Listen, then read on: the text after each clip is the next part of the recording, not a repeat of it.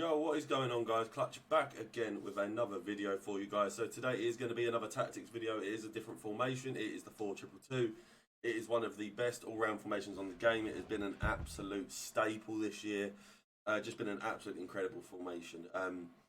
Yeah, guys, so we're going to get straight into it.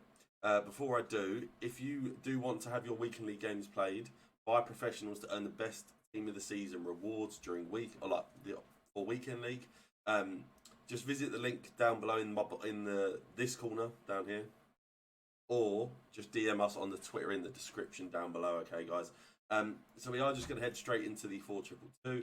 So yeah, 4-2-2. Defensive style is on balanced. Now, like I said, for me, the press tactics got nerfed this year. You guys know how much of a vivid fan I was of the press after possession loss. But I do just feel like they got patched quite hard into the ground. They're still good enough. Like, if you want to use them, give them a go. Like, go for it. Like, it won't be bad. But I do just find that the balanced defensive style basically just gives you a bit more balance. And then the width is 40. So yeah, we are a bit narrower. That is just generally down to like how I prefer to defend. It really just depends what you guys really want. If you want to put it a bit higher, you can, but I wouldn't suggest going higher than 45. I just find with the direct passing, like everyone's using it, so there's just so many holes in your defense if you have a high defensive width. Our depth is on 72. Now that is for the automatic offside traps. Like I said, even though we're not playing pressing tactics, we are going to obviously be aggressive and try and be on the front foot, win all of our games. And I just find that the auto offside traps, are a really good way to do that. Really try and catch your opponents off guard. A lot of people don't expect it, especially some of the lower players. When you're playing against the better players, they might expect it, but the lower down players, which generally you'll play on foot champs, auto offside traps work really, really well. Now, build-up play is unbalanced. Again, nothing too crazy. Fast build-up is a potential one. I just feel like this formation is so good it doesn't really need it. But if you were struggling going forward, which I'd be surprised about, then you can just chuck fast build-up on and it will still play well. But I just find that the formation is good enough that balanced works pretty well. Now, chance creation is obviously direct passing. Like I said, it is the absolute GOAT this year. Just abusing those through balls over the tops.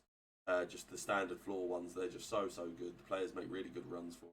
So direct passing is always the way to go. And then the width is on 40. Now this is mostly just down to the wanting the wide cams basically to tuck in a bit more. And you'll see why as we go through the instructions. But yeah, basically I just like to have those wide cams getting a bit more involved, getting in and around the strikers. We can build up some passing plays, have overlapping runs, try and basically force overloads on certain sides of the pitch as well. Now, players in the box is on 6. I used to be a 5 guy. I always used to run 5, whereas now I've been converted.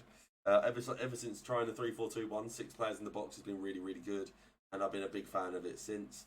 It is a bit aggressive, and it can be hard, but I do just find that it basically works for this formation.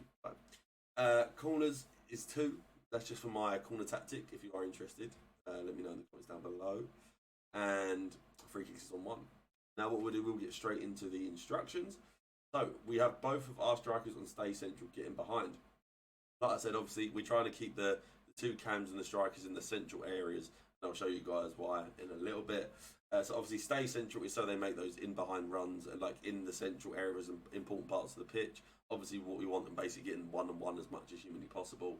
And obviously that then works in as well with get in behind, which is obviously such a good tactic, like a good instruction this year, just for the pure abuse of over the top through balls.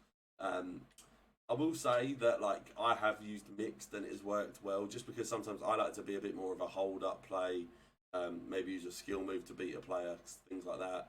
And getting behind can sometimes like limit those opportunities. So if you are a bit more of an on the ball player, then maybe having them on mix might be better for you. Now we do have get into the box for cross. That is literally it for either cam. No stay back, no get forward. Just get into the box for cross. Just so if we have either player on the wings, they're available for those cutback opportunities and those back post crosses on the counter attack. Really. So yeah, just get into the box for cross on both of those. We do have our left CDM on stay back while attacking and cover centre. So this will obviously be your more defensive CDM. It can be the right one. It doesn't really matter what way round. Basically, just having one of your CDMs on stay back while attacking and cover centre, obviously to just help protect that back line, really helps defensively in with these formations. And then I do have the other CDM just on balanced and cover centre as well. Just so that other centre mid can basically get forward a bit more. Generally, there'll be your more attacking centre mid, like I have with a Zidane, and I just find that does work really well in terms of helping overload certain parts of the pitch. Like if they basically sit too far back, don't get involved enough, and it ends up just being a 4v4 of your 4 attackers. Therefore, so nothing too there. And then we do have both of our fullbacks on stay but while attacking and overlap. Now overlap is why we have all the stuff on basically narrow, so those fullbacks can really exploit the wide areas when we are going forward.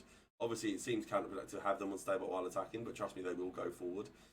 It's just that the stay but while attacking is basically there just to make sure that they don't overcommit too far in certain situations, so we don't get exposed defensively. Yeah, guys, if you guys did enjoy this video, let me know down in the comments. Drop a like if you can. Drop a comment. If you do enjoy these types of videos, subscribing really helps as well.